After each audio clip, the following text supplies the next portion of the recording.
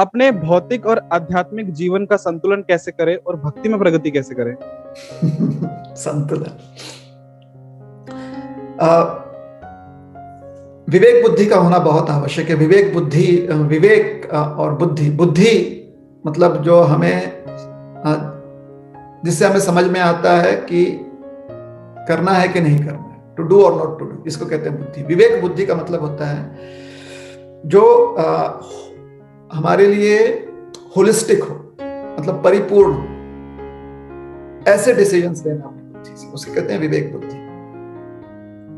तो सिर्फ हमारे आज के लिए नहीं, कल के लिए, परसों के लिए, और सिर्फ हमारे लिए ही नहीं बल्कि हमसे जुड़े हुए हर चीज के लिए अगर हमारी बुद्धि कोई डिसीजन ले सके तो उसे कहते हैं विवेक बुद्धि। तो बैलेंस लाइफ ऐसा होना चाहिए जिससे कि हमारा जीवन और हमसे जुड़ा हुआ जो भी कड़ी है, जो भी वस्तु है, व्यक्ति है, उसको भी लाभ पहुंचे। क्योंकि अगर उनमें कोई कमी आ जाएगी तो फिर बैलेंस, अपने लाइफ में बैलेंस कर करना कुछ भी आप कर लें, वो डामाडोल होने ही वाला है। तो जो भी आपको उपयोगी हो उसका प्रयोग करें ताकि आप नो एंट्री का बोर्ड देख सके। उस गली में मत जाइए, उस रास्ते से मत जाइए जिससे कि आपके लाइफ में इम्बैलेंस हो जाए।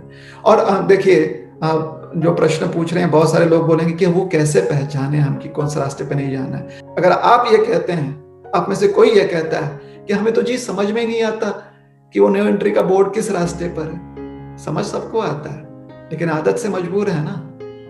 जिन लोगों को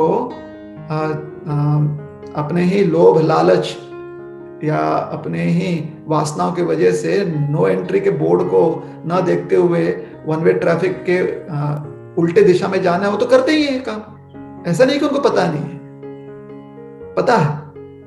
कहने का अर्थ यह है कि समझ मोटा मोटी सबको होता है कि कहां पर नो एंट्री बोर्ड है उनके जीवन में, लेकिन फिर या तो परिस्थिति से अपने आप को मजबूर करवा लेते हैं कि ये हमारे घर की समस्या ये है, इसकी वजह से, तो परिस्थिति से अपने आप को मजबूर करवा लेते हैं, या फिर आदत से मजबूर हो जाते हैं।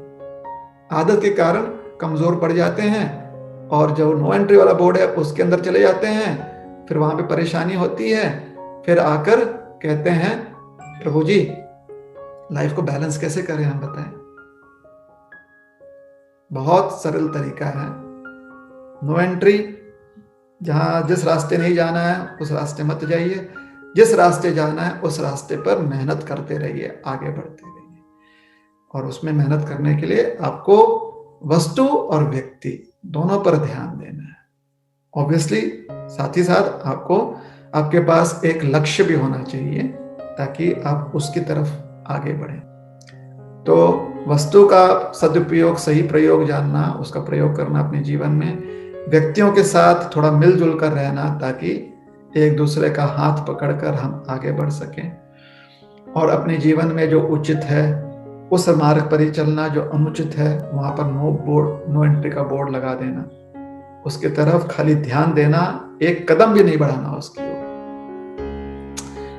तो विधि निषेध रखते हुए ही बैलेंस होता है लाइफ। ये खाने के संदर्भ में भी होता है कि भोजन आहार कैसा हम ग्रहण करें, ये विश्राम के संदर्भ में भी होता है,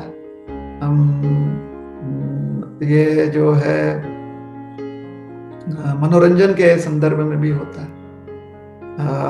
ये नियम जो है विधि और निषेध का, इसी विधि और निषेध, विधि अर्थात जो योग्य करना, निषेध जो नहीं करना चाहिए। जो योग्य करना उसके लिए मेहनत कीजिए, और जो नहीं करना चाहिए उसका ध्यान रखिए मात्र, उसको नहीं करने का प्रयास मत कीजिए।